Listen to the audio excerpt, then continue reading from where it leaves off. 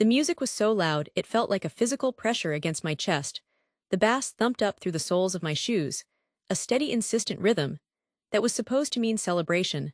The lights were these great sweeping arcs of color, neon blues and hot pinks, that cut through the haze of the dance floor. They were kind of blinding. Actually, every time one swept over my face I had to blink. And the sound, my God, the sound, was a dozen conversations, all happening at once, a constant hum of voices, punctuated by sharp ringing laughs that didn't always sound real. The clink of glasses was like little punctuation marks in a sentence. I couldn't quite understand it. All felt like an elaborate set piece, a beautiful, expensive, glittering disguise for what was really happening. And I was right in the middle of it, an actor playing my part to perfection, the good parent, the supportive father, smiling, nodding, saying, "Wonderful to see you too." And yes, she looked so happy, all the while feeling this cold knot tightening in. Remaining party chatter with a chilling precision. "You're just a cowardly fool." Shed tried to use slang, or when Shed sing along to the radio in the car, I described it as a physical pain, a hot flush that started in my neck and crawled up my whole face. Reading those words now as a parent was a completely different experience. I wasn't that angry teenager anymore. I was a woman looking at the other side of the story. I could see my mother's face, not as the antagonist in my drama, but as a person, a woman who was probably tired, who was worried sick about this daughter. She was trying to raise all those rules I hated. They were just fear, that it'd get hurt, that it'd make a mistake she couldn't fix. That singing in the car, that was her trying to connect with me, to step into my world for just a few minutes, and I had thrown it back in her face with such contempt. The regret I felt was a quiet, aching thing. I wished I could go back and tell my teenage self to lighten up, to see the love behind the awkwardness. But you can't undo those moments, you just have to live with the echo of them. The next time it happened, it was smaller. You had some friends over, and I brought out a plate of snacks. I think I said something like, "Don't eat too much, y'all spoil your dinner." And I saw you roll your eyes. I saw that look pass between you and your friend, that silent shared understanding that parents are just cringe. And normally I would have felt that flash of irritation. I would have maybe made a comment later about manners. But this time, because I had been living inside that memory of myself, I did something different. I took a breath. I waited until your friends had gone home. I came into your room. You were on your bed, scrolling on your phone, already braced for a lecture. I sat down on the edge of the bed instead. And I said, "You know, I get it, I really do." You just glanced at me suspicious. So I told you the story, the one about the front porch. I told you about the sweater my mom was wearing, and the way I hissed those words at her. I told you how I stormed off thinking I was so cool, so independent. And I told you how now I only remember the look on her face, the hurt she tried so hard to hide. You put your phone down. You were really listening. I could see the surprise in your eyes. You've never really thought of me as having a life. Before I was your mom to you, I've always just been mom, the source of rules and rides and packed lunches. The idea that I was once a teenager who fought with her own mother was a new concept. You asked me, "What did grandma say?" And I had to tell you that she didn't say anything, she just took it. She absorbed my anger, because she thought that's what parenting was, that it was her job to be the villain sometimes. And then you said something I didn't expect. You said, "That's kind of sad." And it was sad for her, and for me, because we missed out on a lot of years, where we could have been talking to each other, instead of just reacting to each other. We talked for almost an hour that night. You told me that you feel like I don't trust you. When I ask so many questions about where you're going, I explained that it's not about trust, not really, it's about this knot of worry in my stomach that I can't ever seem to. The crowd around us kept talking. Someone let out a loud laugh a few feet away. The music kept playing its soft, romantic melody. But for me, the entire world tilted. The lights, those same sweeping colored lights, didn't feel festive anymore. They felt harsh and interrogating. They weren't illuminating a party. They were exposing me, spotlighting every failure, every compromise, every time I'd taken the easy way out. They shone on me and left her in a merciful shadow. Untie, I told you that, when I was your age, I thought my parents were trying to control me. Now I see, they were just trying to protect me from a world that feels so much bigger and scarier when you're looking at it through your child's eyes. It didn't fix everything overnight. You still think my music is bad, and my clothes are boring. I still think you spend too much time on your phone. But something fundamental shifted in that conversation. The dynamic changed from a power struggle into a dialogue. We started to see each other as people flawed, And trying our best, you started telling me little things about your day, about your friends, without me having to pry it out of you. And I started listening more and lecturing less. I realized that a certain amount of embarrassment is just part of the deal. It's a sign that you're separating from me, becoming your own person. And that's actually a good thing, even if it stings a little. My job isn't to be your cool friend, my job is to be your parent. But maybe that doesn't have to mean being a distant authority figure. Maybe it can mean being a guide who remembers what the path felt like from your side. The other day we were in the car, and a song from my era came on the radio. I saw you start to cringe waiting for me to sing along, and I almost didn't, out of habit, out of a desire to not be that embarrassing mom. But then I thought, no, this is who I am, so I turned it up, and I sang terribly and loudly. And after a second, I saw you smile. You shook your head, but it was a real smile.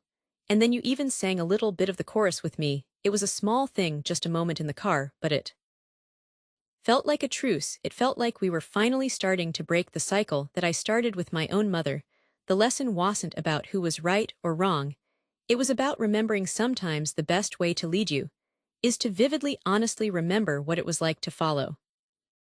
You always asked me to pack you the same lunch as the other kids, a plain sandwich, maybe an apple, one of those little bags of chips, simple American. You'd see the container of leftover curry, or the rice with the fragrant spices, and your face would just fall. Can't I just have peanut butter and jelly? You'd whisper like it was a secret, like our food was something to be whispered about. I remember one morning you were maybe 12, and I had made your favorite, the sweet bread with the saffron and cardamom. I wrapped it carefully. You saw it in your lunchbox, and you just started to cry, real frustrated tears. You said the other kids said it smelled funny. You said they made jokes. You begged me, please, just for a sandwich, just so you could blend in. I remember looking at your face, so full of this new kind of pain. And I felt a pain of my own, a deep, quiet ache. It was like you were asking me to hide a part of myself, because that part of me had become a part of you, and you were ashamed of it. And it wasn't just the food, it was everything. If we had to go to the market for special ingredients, you'd walk a few steps behind me. If I slipped and spoke our language to you, in the grocery store, you'd answer in a hushed, hurried English, your cheeks turning pink. You never wanted to bring friends over. You said our house smelled different. You said the music we listened to was strange. The biggest fights were always about the holidays, the bright clothes, the specific rituals that took all day, the food that required days of preparation. It's weird, Mom, no one else does this. Why can't we just have a normal Christmas? You said normal like it was a goal, like what we were was abnormal. After she said it, everything just stopped. The sounds around me became muffled, distant, like I was hearing them from the bottom of a well. The colors of the room, the bright dresses, the dark suits, all blurred into a meaningless smear. All I could hear was the frantic pounding rhythm of my own heartbeat thudding in my ears. It was a deafening, panicked drumbeat. My first instinct, my oldest and most practiced instinct, was to fight back, to say, how can you say that, to list my sacrifices, to explain my pressures, to I tried to explain. I tried to tell you stories about your grandparents, about the villages they came from, about why these things mattered. But to you, it was just a list of chores, obligations that separated you from your friends. I stopped insisting so much. I started making more sandwiches. I let you skip some of the smaller celebrations. It felt like a slow retreat, like I was watching you paint over the vibrant colors of our history with a coat of beige, just to match the walls. I thought that part of your life was just gone, a door you had closed and locked. Then a few months ago, you called. Your voice was different, a little nervous, but also excited. You asked if you could bring some friends over for dinner, just a few people from your art history class. My heart did a little jump. You hadn't brought friends home since you were a small child. I said, of course, yes, tell me.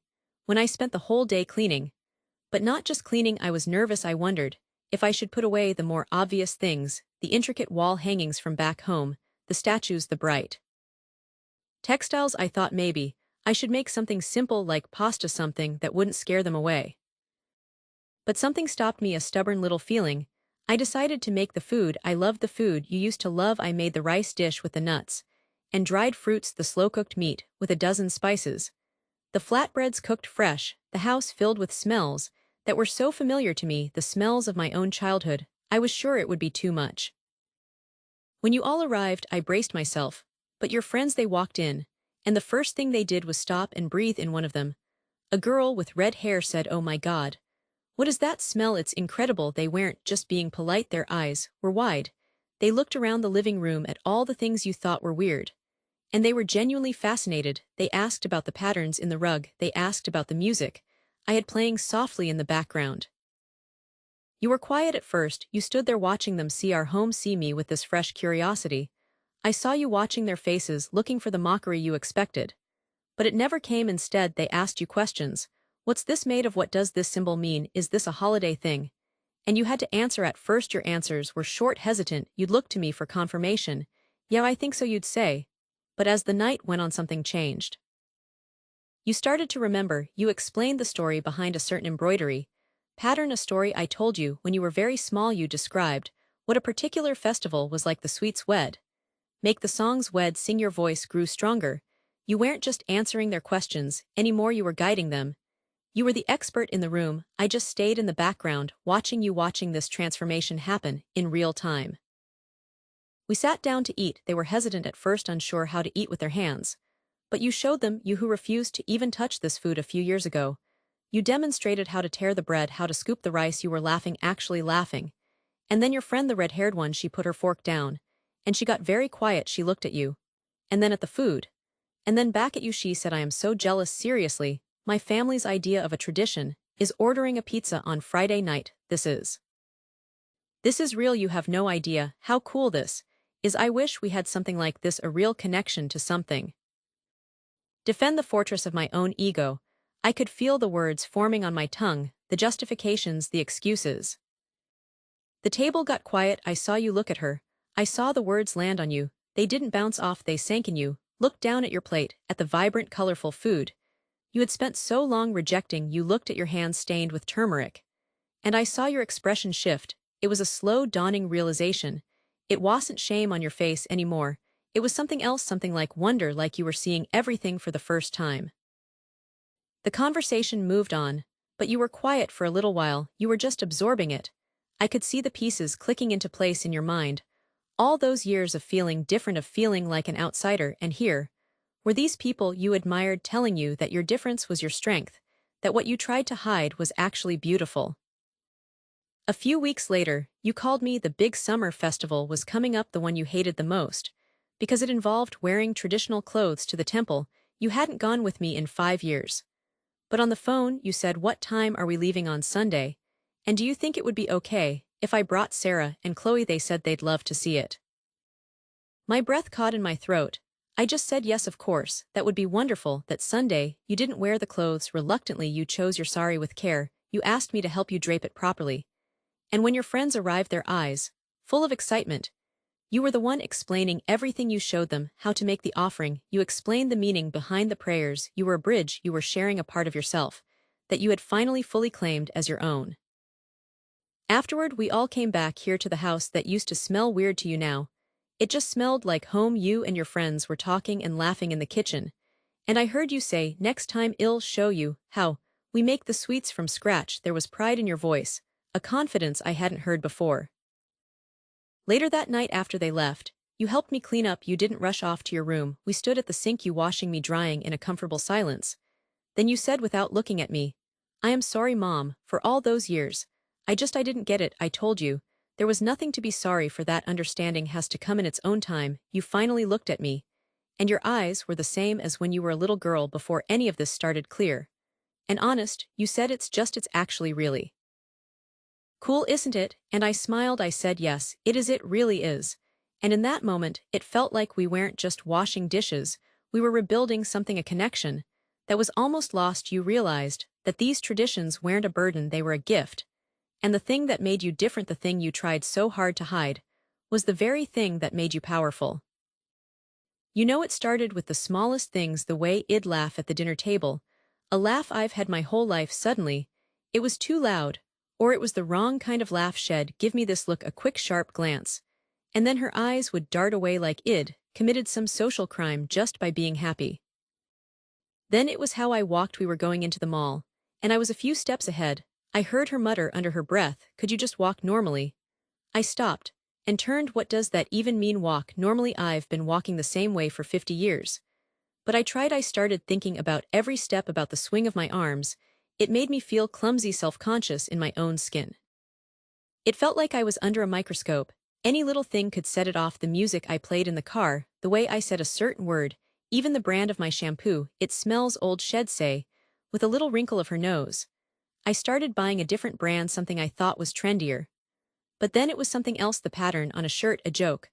I told it was a constant low-grade tension, a minefield, where I never knew where the next explosion would come from. But that impulse was just drowned, completely obliterated by a tidal wave of shame that rose up from some deep hidden place inside me. It was a hot, sickening feeling that washed over me, leaving me cold. And with it came a terrible, dawning realization. It wasn't anger I felt looking at her, it was a horrifying clarity. My mind started flashing back, a rapid-fire slideshow of all the moments I had let slip by the time she needed me to talk about her first heartbreak, and I made a joke instead. I'd find myself rehearsing conversations before she got home from school, trying to anticipate what might trigger her. I'd watch what I wore on weekends, trying to look, I don't know, cooler, less like a mom. It was exhausting and confusing. Because I hadn't changed, I was the same person. I'd always been the one who raised her, who cheered at her soccer games, who held her when she was sick. Why was that person suddenly a source of shame? The reactions were just so big, out of proportion to whatever tiny thing I'd supposedly done wrong. A simple comment about the weather could lead to her slamming her bedroom door, asking if she'd finished her homework, could get me the silent treatment for hours. I felt like I was losing her. And the harder I tried to fix it to be perfect, the worse it seemed to get. I was walking on eggshells that were getting thinner and thinner every day. But then I started to notice other things that had nothing to do with me. I'd walk past the bathroom and see her staring into the mirror, but not like she was admiring herself. She'd be poking at her skin, frowning. She'd sigh this heavy, defeated sound, and then turn away quickly like she couldn't stand the sight. I heard her talking to herself in her room. The door was slightly ajar. She was on the floor, surrounded by textbooks. "You're so stupid," she whispered to herself. "Why can't you just get this?" It wasn't a dramatic outburst, it was quiet, sincere. It broke my heart. She stopped playing the guitar, that was the big one she used to love. It she'd come home and strum chords for an hour, singing along. The case had been sitting in the corner of her room for months, covered in a fine layer of dust. When I asked about it, she just shrugged. "It's lame," she said. "I am not any good at it anyway." I got an email from her math teacher, just a routine update, but it mentioned she'd been struggling with the last few tests, that her participation had dropped off. I thought back, the comments about my laugh, my walk. They'd started right around the time she got that first bad test score back. I'd been so focused on her anger towards me that I hadn't seen the timeline. And her friends had changed. The sweet, goofy girls she'd known since elementary school were replaced by a new group, older girls. They wore more makeup. They seemed sharper, more critical. I'd see them together, and my daughter would be quiet, just listening, trying to laugh at the right moments. She looked like she was performing, like she was afraid of saying the wrong thing.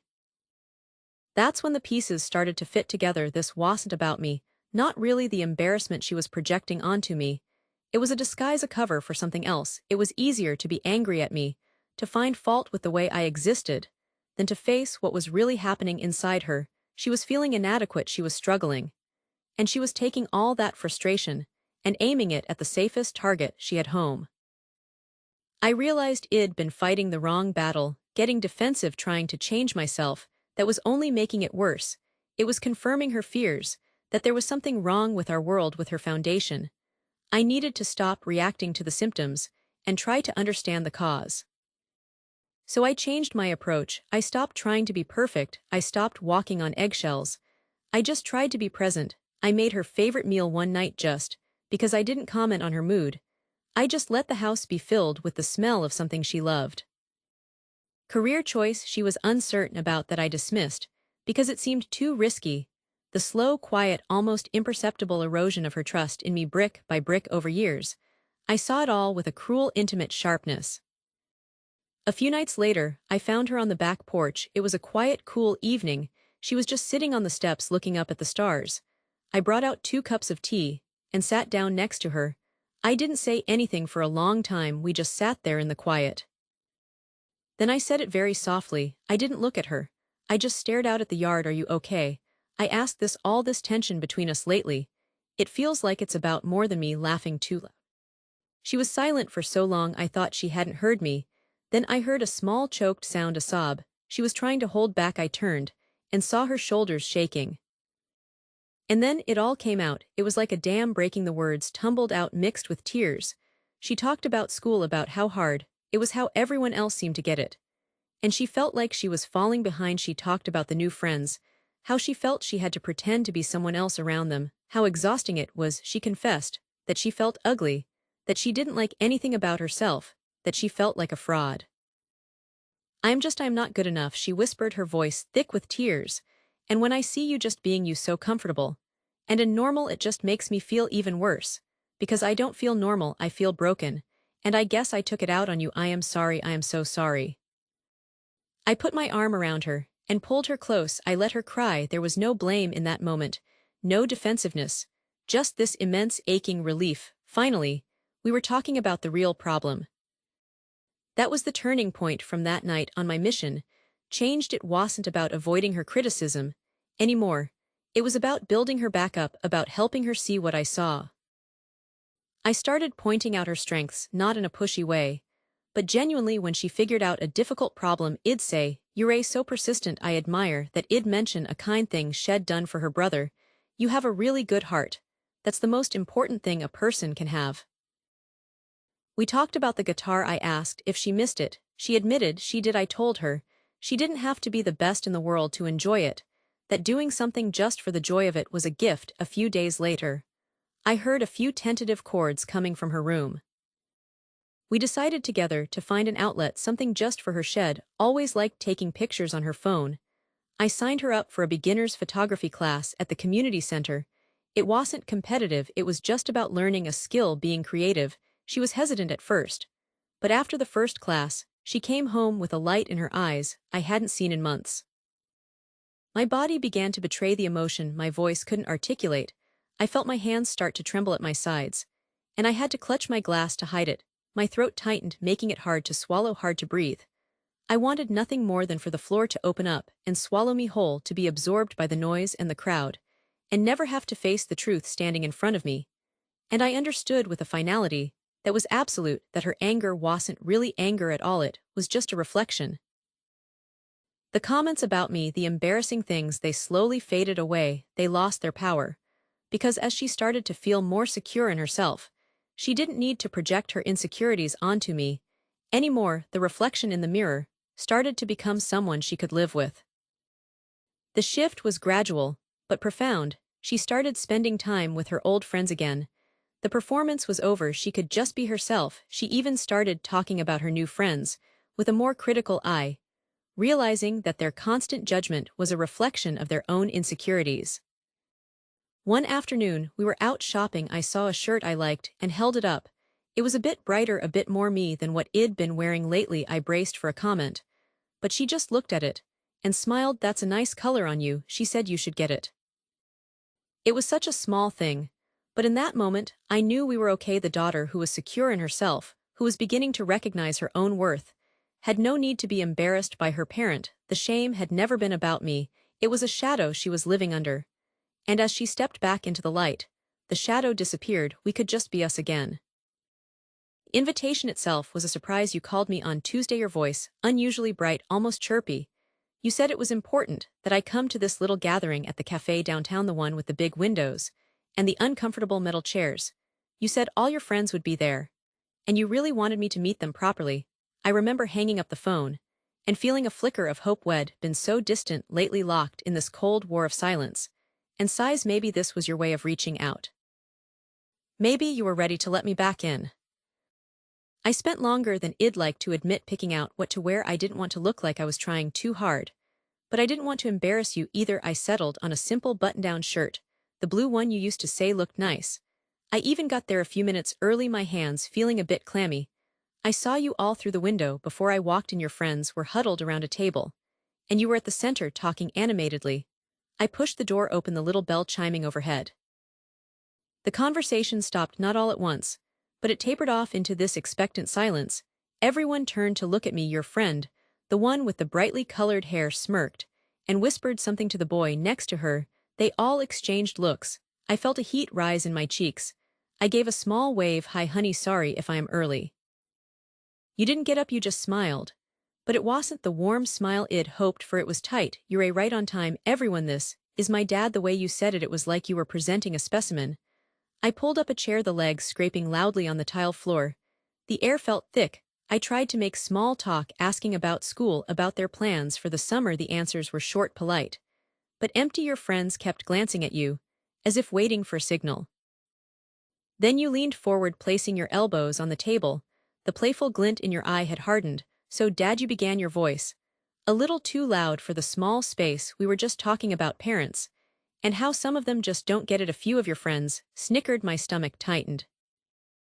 Mirror held up to show me the pain I had caused, a pain I had seen, recognized, and then deliberately ignored, because it was easier than fixing it. Her words weren't an attack, they were an accurate diagnosis. "You started listing things off like you'd been making a mental checklist. You mocked my car, the old sedan I've driven for a decade, calling it a grandpa car. You laughed about how I always pack a lunch, instead of buying it like it's some kind of character flaw. You brought up the time I tried to help you with your math homework, and got the equation wrong. Remember that you said," turning to your friends, "he was so confident. And then it was just wrong." Their laughter was louder, now more assured. "But you weren't done. You went for the deeper cuts. You said I was boring, that my idea of a big night was balancing the checkbook. You said my job was pathetic, just pushing paper in a quiet office, that I had no ambition, no life. You said I was an embarrassment, that you were tired of making excuses for me to your real friends." Each word was a deliberate strike, designed to land and wound. You were performing for them, seeking their approval. By tearing me down, I could see it in your eyes, this desperate need to be one of them, to be cool at my expense.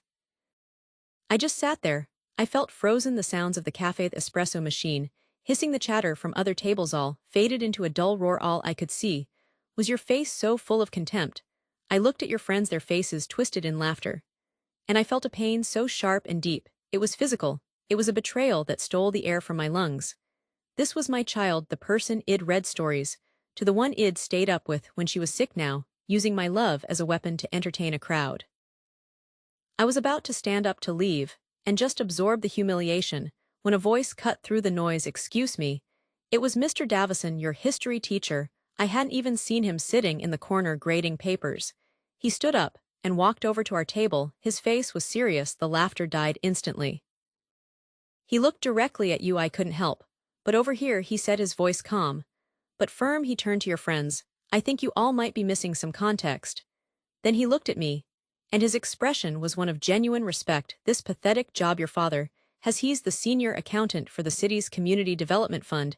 He doesn't just push paper, he manages the budgets for the after-school programs, the ones that half of you in this group have participated in, the ones that kept the library open on weekends and funded the summer art classes." He paused, letting that sink in. The smirks had vanished from your friends' faces. They looked uncomfortable, shifting in their seats. "And as for having no life, Mr. Davison," continued your father, "volunteers as a treasurer for the park's cleanup initiative every Saturday for the last 5 years, rain or shine. He's been there making sure the volunteers have what they need, that the funds are allocated properly. He's the reason the new playground equipment got installed over at Memorial Park. He's a quiet man, but his work speaks volumes. It's a shame you've never bothered to ask him about it." The silence that followed was absolute. It was heavier and more profound than any laughter had been. Your friends wouldn't look at you anymore. They stared at their laps, at the table, anywhere but at the scene. They had just been a part of. The boy with the brightly colored hair looked genuinely ashamed. The dynamic in the room had completely inverted. I wasn't the embarrassing parent anymore. I was the person who quietly did important things. And you were the one who had just publicly shamed someone who deserved respect. She didn't wait for a response. She didn't need one. She had said what she needed to say. She turned, her emerald dress swirling slightly, and she walked away. She moved through the crowd, and people parted for her without even knowing why. And the space she left behind her was so profoundly silent, so empty, that not even the music could hope to fill it. It was a vacuum, a void, where my excuses used to. I saw the color drain from your face. The defiant mask you'd been wearing crumbled, and what was left was shock. And then a dawning, horrible understanding. You had tried to diminish me, to make yourself bigger. And instead you had been exposed for your ignorance, for your cruelty, for your willingness to trade loyalty for a cheap laugh. The approval you had been so desperate to win from your friends was gone, replaced by an awkward, pitying silence. The car ride home was the longest 20 minutes of my life. You sat in the passenger seat, pressed against the door, staring out the window. The silence was a solid, suffocating thing. I didn't turn on the radio. I just drove. My hands were steady on the wheel. But my mind was racing. The initial shock and hurt were starting to recede, making way for something else, a deep, profound disappointment. And a resolve. When we got home, you went straight to your room. I didn't stop you. I went to the kitchen and made a cup of tea, my movements slow and deliberate. About an hour later, I knocked on your door. You were sitting on your bed, knees pulled up to your chest. You wouldn't look at me. I sat down in the chair at your desk. We need to talk, I said. My voice was quiet. But it wasn't weak. What happened today, that wasn't about me being embarrassing, that was about you choosing to be cruel. You flinched but stayed silent. There's a difference between fitting in and having integrity. I continued. You sacrificed your integrity today. You sacrificed our relationship for a laugh from a group of people who frankly showed their true colors. They were happy to join in when they thought I was a safe target. But the moment someone revealed I was worthy of respect, they fell silent. Those aren't the kind of people whose opinion should matter.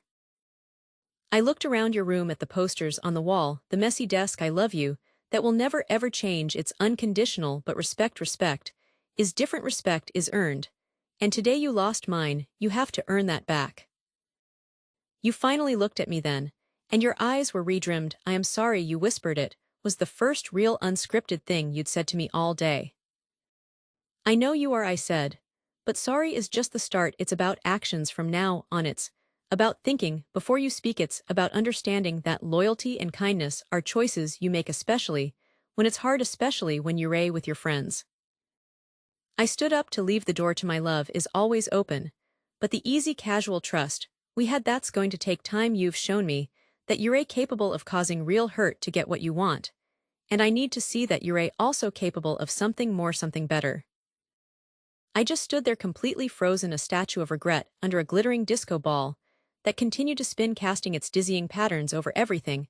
I watched her silhouette move towards the door, framed by the exit sign's harsh red glow.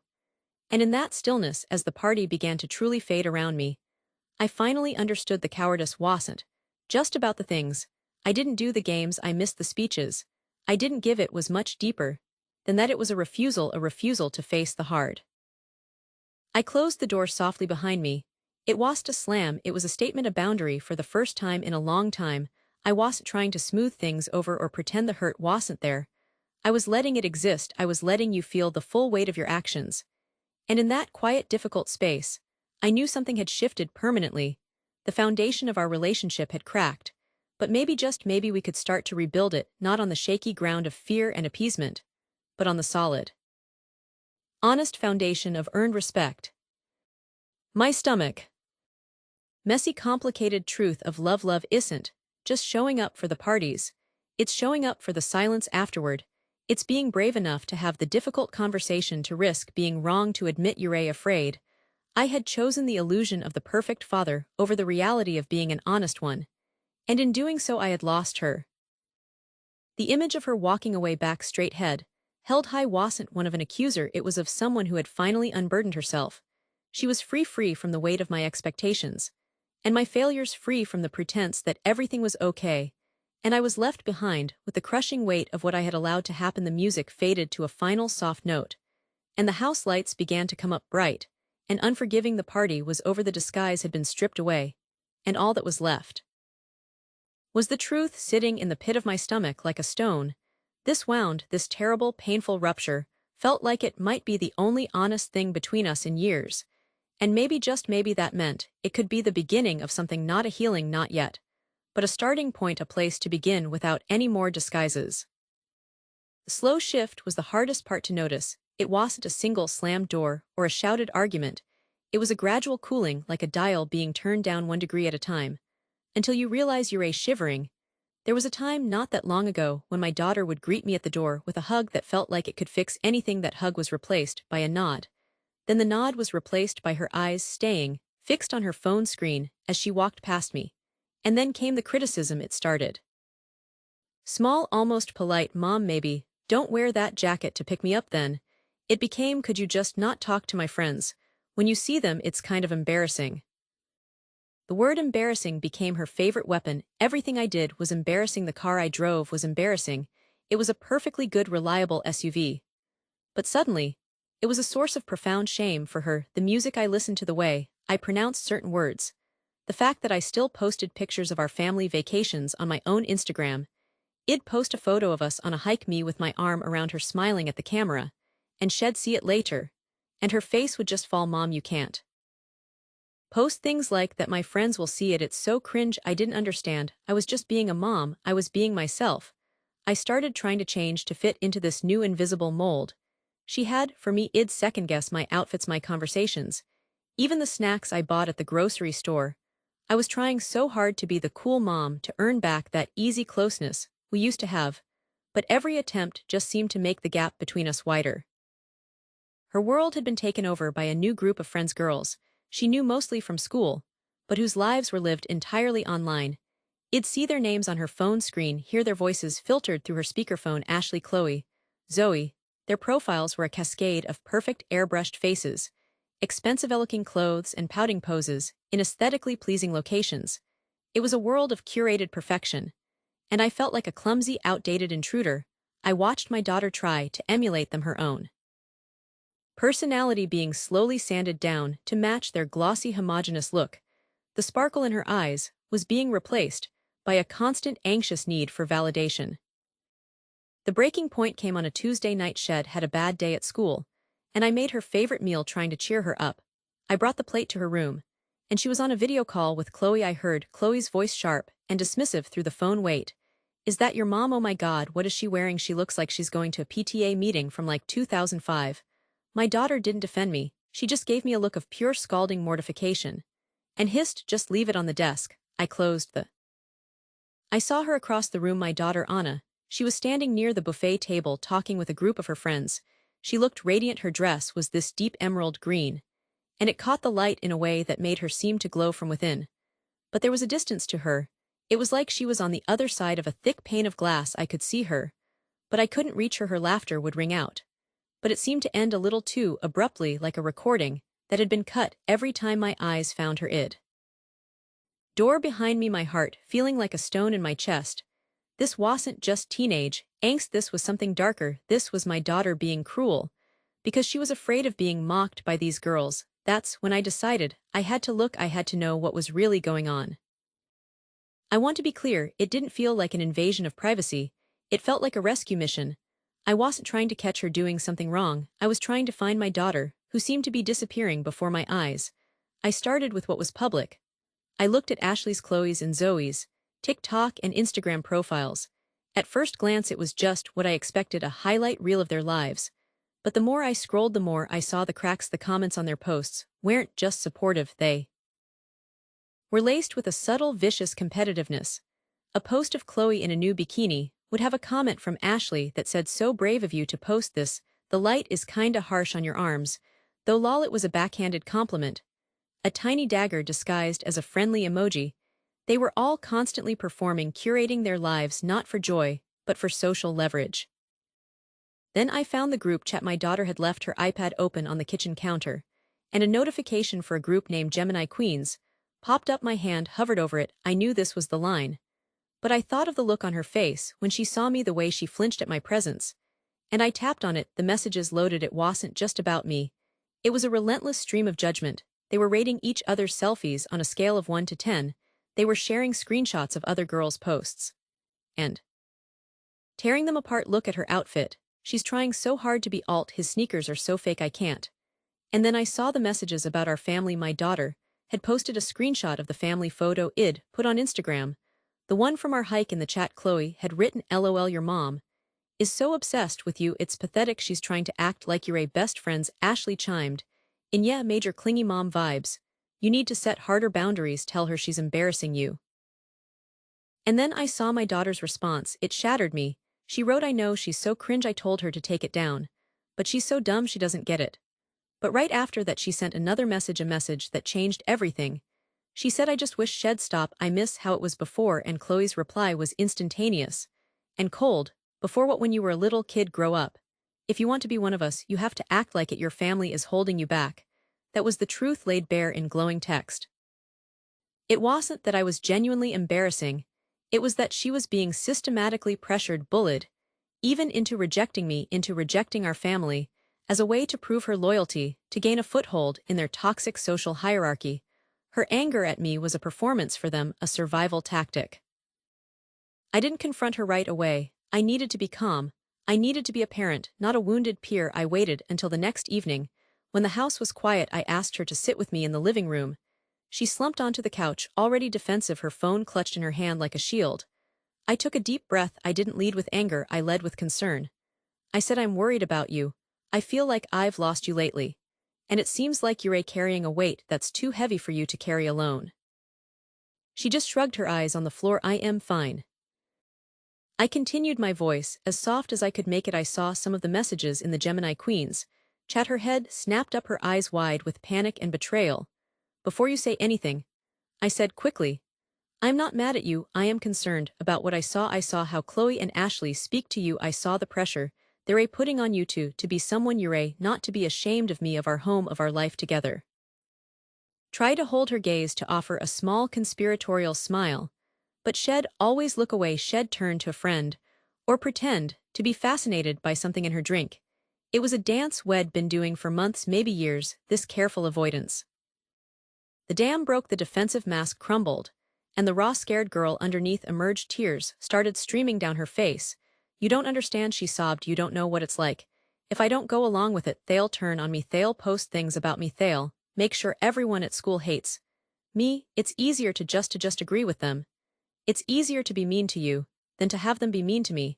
She confessed everything, the constant anxiety, the feeling of being trapped, the fear of saying the wrong thing or posting the wrong picture. She admitted she missed our old relationship, but felt she had to sacrifice it to stay afloat in her social world. The word embarrassing wasn't about me. It was a shield she used to protect herself from their judgment. We talked for hours. We talked about the difference between real friends and online clout. I asked her, do these girls make you feel good about yourself? Do they build you up? Or do they make you feel like you constantly have to prove your worth? She shook her head, wiping her tears. They just make me feel tired, she whispered. We talked about how social media is a performance, a highlight reel that hides the messy, real, beautiful reality of life. I told her that being embarrassed by your family is a normal feeling for a teenager, but being coerced into rejecting them by a group of so-called friends is a sign of a deeply unhealthy dynamic. The next part was about rebuilding, and we had to do it together. It couldn't be me laying down the law that would just push her away again. So we made a plan. We agreed on new boundaries for social media. She would mute the Gemini Queen's group chat, not leave it abruptly and cause drama, but just stop engaging. We spent an evening together, side by side on the couch, curating her following list. We unfollowed the accounts that made her feel anxious and inadequate, and we followed artists, photographers, hobbyists, and activists' accounts that inspired her and sparked genuine curiosity. We set time limits on her apps, and we designated phone-free times, like during meals and for an hour before bed.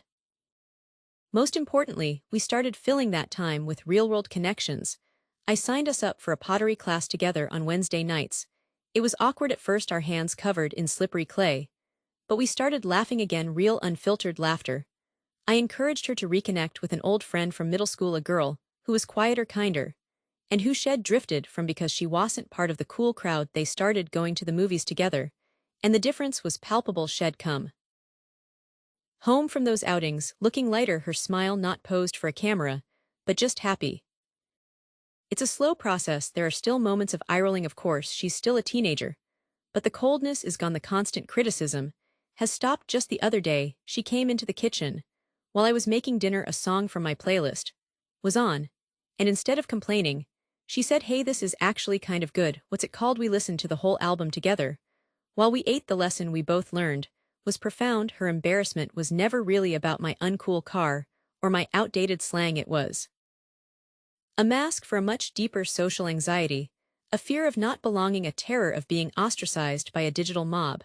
By confronting the real problem, the toxic environment online, we weren't just setting rules, we were reclaiming our relationship from the performative world of social media and building it again, brick by brick, in the honest, imperfect, and deeply real world. But then, for one single suspended second, it happened. The crowd shifted on the dance floor, and there was a clear line between us. And she looked up, our eyes met. It wasn't a connection of warmth or recognition. It was something fragile and terrifying, a silent question hanging in the air between us across all that noise. And all those people. It was a question about all the phone calls I'd ended too quickly, all the weekends I'd been too busy, all the difficult conversations I'd expertly sidestepped. I looked at. You've been asking for a new phone for months, now not just any phone, the latest model, the one everyone at school seems to have. You showed me pictures of your friend's vacation home last week, a huge place by the lake, and you sighed. And said, why can't we ever go anywhere like that? It's always there, this undercurrent, the slight eye roll. When I suggest we look for your dress at a department store, instead of the boutique at the mall, the way you say fine. When I tell you we're having a staycation this summer, that a big trip isn't in the budget, you think. I don't hear the whispered conversations with your friends, the comparisons. I see you trying to keep up. And I see the frustration when you feel like you're falling behind. It's not that we can't afford things, we live a good life. We have a roof over our heads, reliable cars, food on the table every single night. But we live carefully. We save for college, for retirement, for the unexpected things life can throw at you. I've always believed that security is a form of love, that having a safety net is a quieter, deeper luxury than any handbag or pair of shoes could ever be. But try explaining that to a teenager who just wants to fit in. Your arguments always circle back to the same point. You'd say, you're just being cheap, you don't understand what it's like, you're so out of touch. And the underlying message was always clear. You believed that your friends with their bigger houses and their brand name everything had a better life, that money was the same thing as happiness. Then came the invitation. Your friend Chloe, the one whose family seemed to be the wealthiest of all, invited you to spend the weekend at their new house. You were so excited, you packed your bag days in advance, carefully selecting the best clothes. You talked about it nonstop. The house was supposed to be incredible, a mansion on the other side of town with a pool and a home theater. I drove you there, and I saw your face as we pulled up the long winding driveway. It was impressive. I'll give it that, a massive modern structure of glass and steel looming over perfectly manicured lawns. You practically jumped out of the car before it'd even come to a full stop. You were glowing with a kind of triumphant envy. This was the life you thought we should have.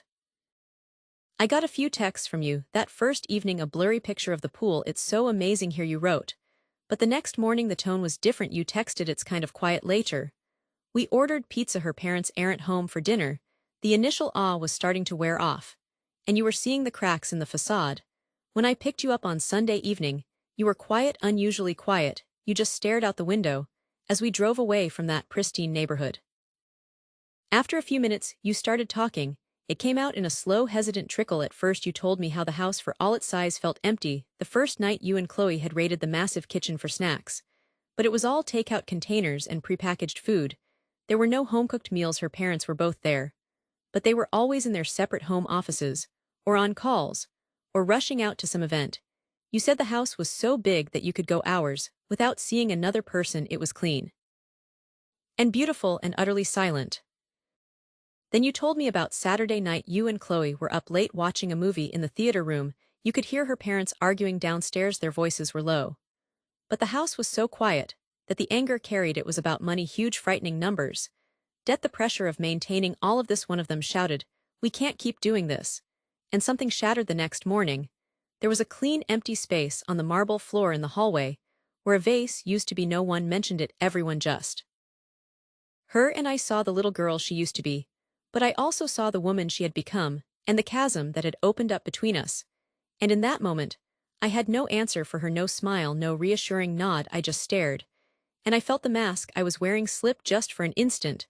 Then someone bumped into me. The moment broke, and she looked away, leaving me feeling exposed and utterly alone in that crowded room. Walked around it.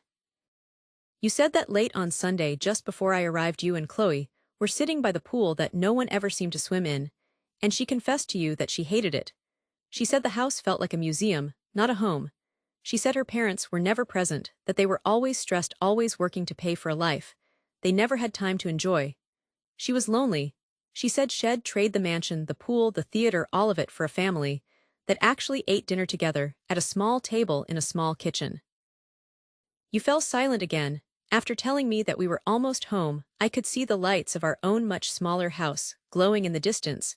It looked warm, it looked lived in. You turned to me then, and your voice was thick with an emotion I hadn't heard from you in a long time. It was humility, it was a dawning, painful understanding.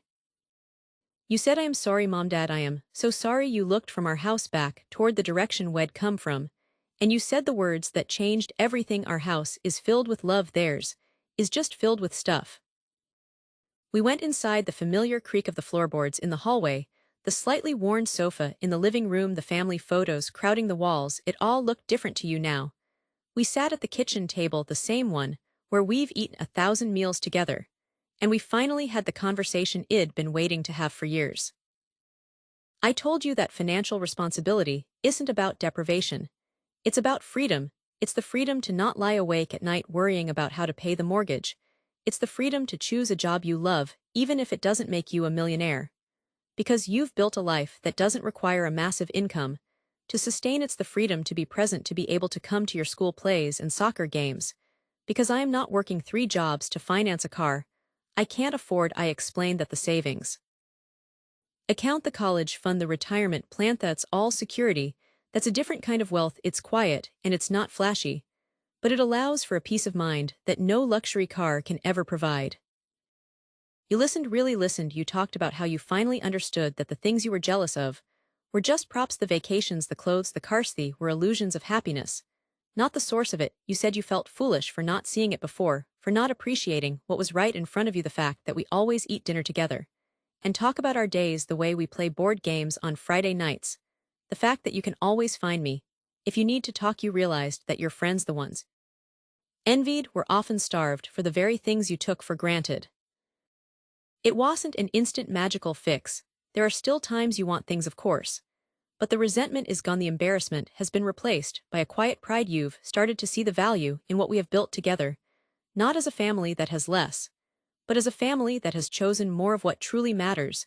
We made a commitment that night, a silent pact to focus on building a rich life, not just a wealthy-looking one, to invest in our time together, in our experiences, in our security. You learned. And then it happened. It was such a small thing. The party was winding down a little, the music softening to something more ambient. I made my way over to her, thinking I should say something, anything to bridge the gap. I stood beside her, and I could smell her perfume, something light and floral. I said, "Having a good time? You've been so busy with your friends, I've barely seen you."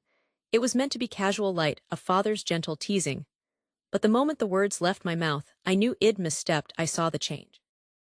A harsh lesson about the world, but you found a deeper truth about home, and I finally felt that you saw me not as cheap, but as someone who was trying in the best way they knew how to build you a foundation that would last a lifetime.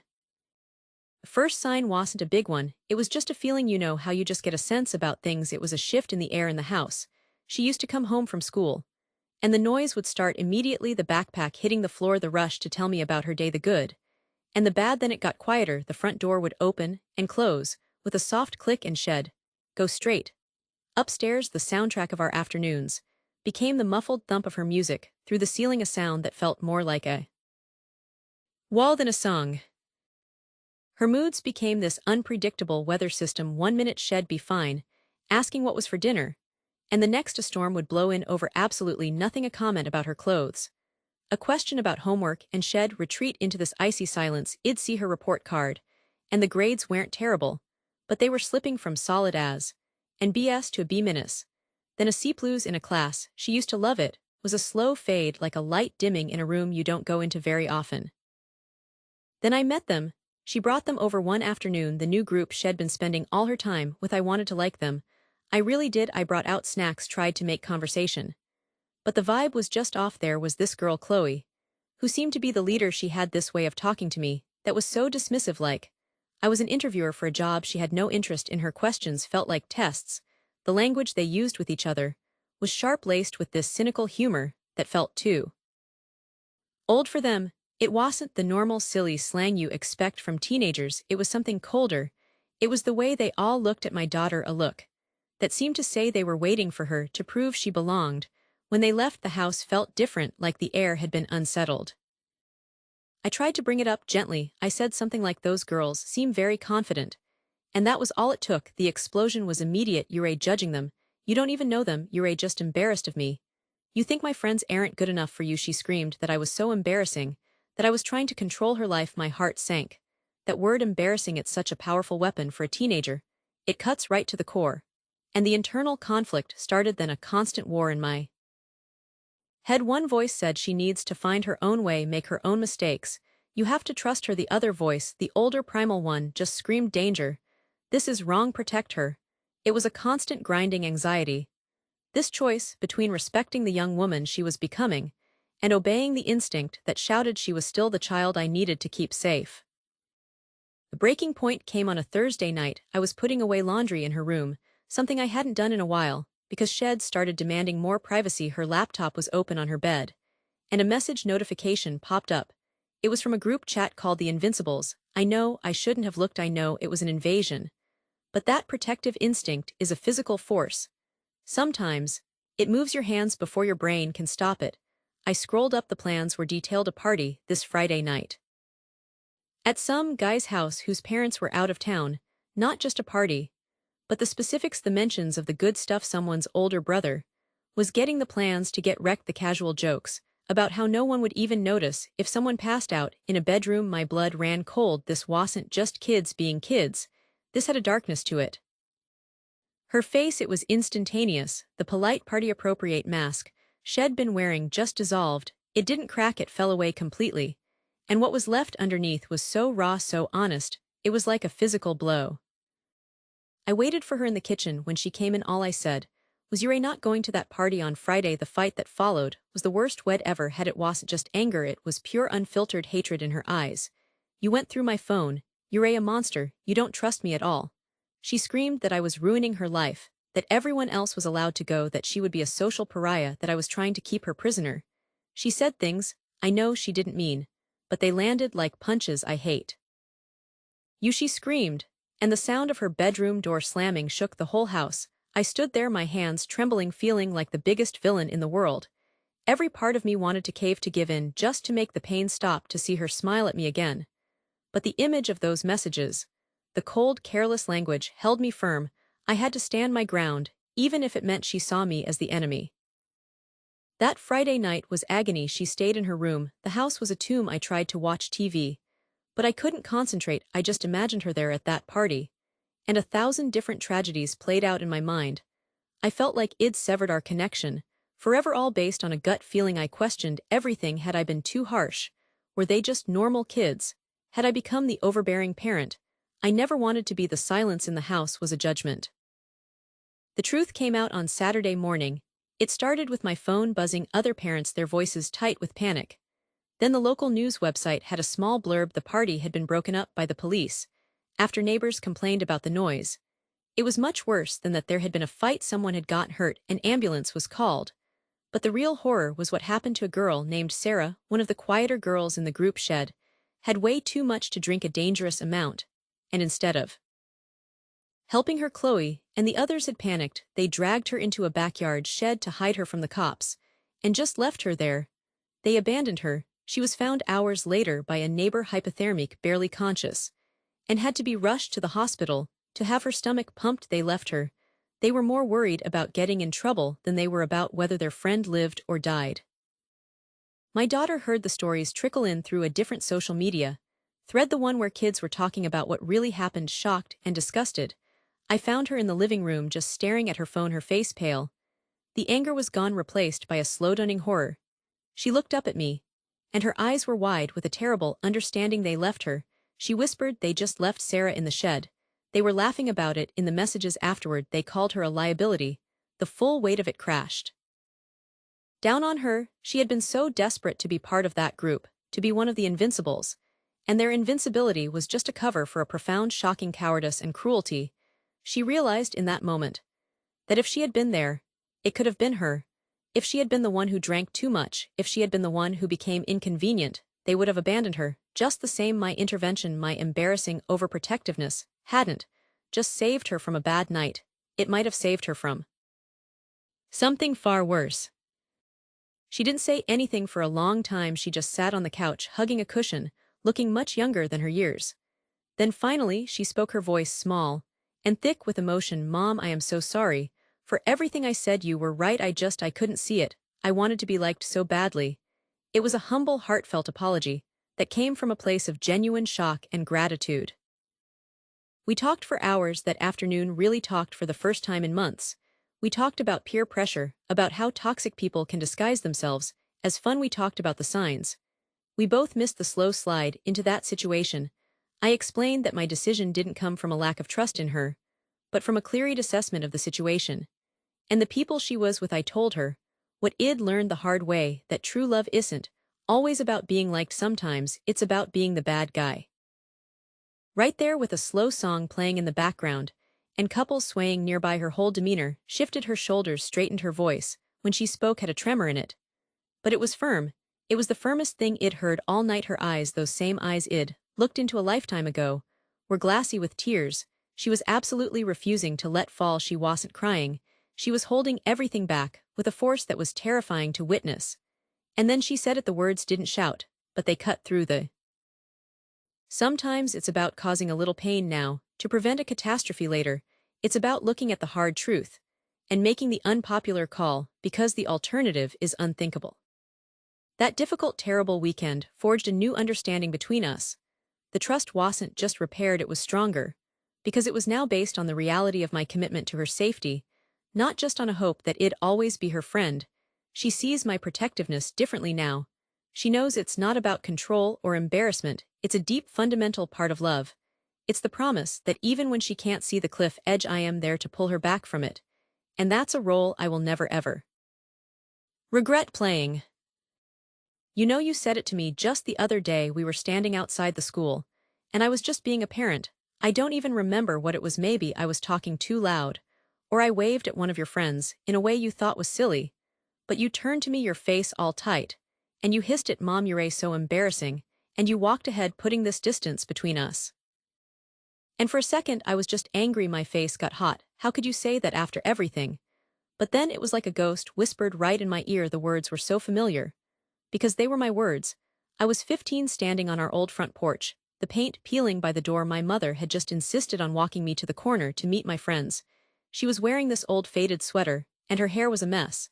And I turned to her, my own face burning with this mixture of shame and fury, and I said the exact same thing. "You're so embarrassing." I saw the way her face fell just for a split second, before she put on that calm, patient mask. She just nodded, and said, "Okay, have fun." And I stormed off, feeling so justified. But standing there on the sidewalk, watching your back as you walked away from me, I didn't feel justified anymore. I felt this cold, heavy weight in my chest. The irony of it was so thick I could taste it. I had become the embarrassing mother. I had become the very person I swore I'd never be, the one with the outdated opinions, the one who didn't get the music, the one whose mere existence was a social liability.